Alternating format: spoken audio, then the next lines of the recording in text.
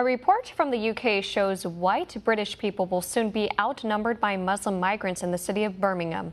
One America's Pearson Sharp explains how the reversal in population has also brought with it a wave of violent crime. This is Birmingham in the 1960s, a quaint little city in central England full of farmland, churches, and a bustling city center that enjoyed a very low crime rate and picturesque historic streets.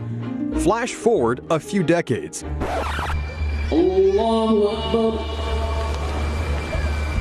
These images aren't from Iran, Iraq, or Afghanistan. No, this is modern-day Birmingham. A new report shows native Britons are on their way to becoming a minority in their own homeland. The latest demographics from Birmingham reveals that nearly half of those in the UK's most multicultural city are migrants or foreign-born. Experts say that white Brits will soon be outnumbered as the city continues to swell with residents from Africa and the Middle East. There are people from roughly 200 countries living in Birmingham, and some 50,000 of them don't speak any English at all. Immigrants make up 60% of Birmingham's growth over the last decade, but have also brought with them a massive spike in crime. Over the last few years, Muslim migrants have created areas of Birmingham known as no-go zones, places where non-Muslims are not welcome. This racist message was spray-painted on a wall in an inner-city ghetto of Birmingham in August of 2017. Native Brits say that it's a sad truth these areas are here to stay, and claim that many migrants have no intention of integrating or becoming British. Government officials say that similar graffiti has appeared in other areas in recent years, condemning the hateful vandalism, but taking no action against it.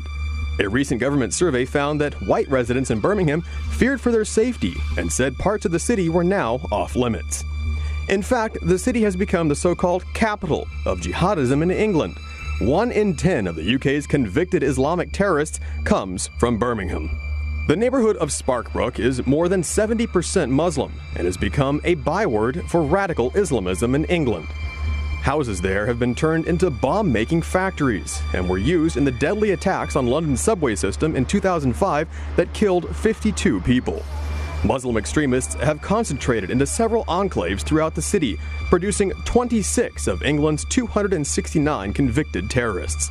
One journalist who visited the city, Ross Kemp, said Birmingham is so violent he has to wear the same body armor he wore in Syria for protection. We want to end Islamic immigration, stop building mosques and madrasas, stop the funding coming in from Saudi Arabia, only for a limited time.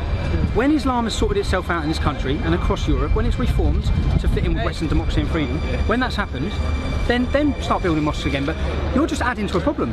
Yet despite extensive evidence, Birmingham's government is turning a blind eye to the problem, instead calling the city a symbol of multiculturalism.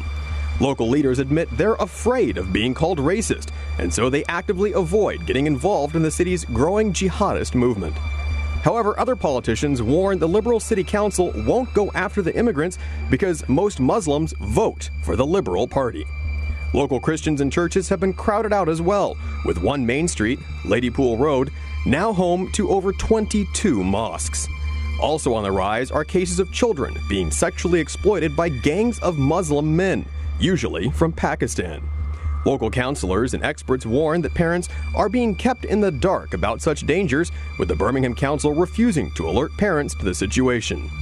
One gang member is suspected of raping 3 schoolgirls, but was bailed out on each occasion. 14 other gang members were also arrested in November for sexually assaulting underage girls. And in case some claim this problem is just limited to Birmingham, London, which has also seen a surge in immigration from Africa and the Middle East, just reported a 20% spike in cases of rape.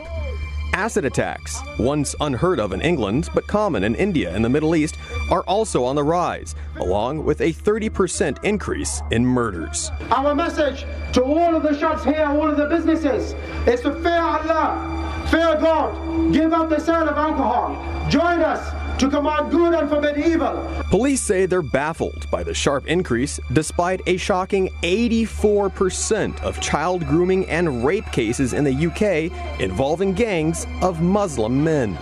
Experts predict native white Britons will be a minority in their own country by the year 2050. But far from a multicultural paradise, British cities like Birmingham and London show that this kind of unchecked immigration simply fuels conflict as migrants refuse to integrate and radical Islam takes hold. With politicians who protect the guilty simply for votes and police so afraid of being branded racist that they won't tackle the issue, the government is creating ghettos rife with crime and Islamic extremists. Birmingham is a bellwether for the West. Open-door mass migration policies are failing, but whether or not the British government takes action to end the problem remains to be seen. Pearson Sharp, One America News. Want to see more videos like this? Click on the link below and subscribe to One America News on YouTube, and call your cable provider and kindly demand that One America News is added to your lineup. Call and subscribe today.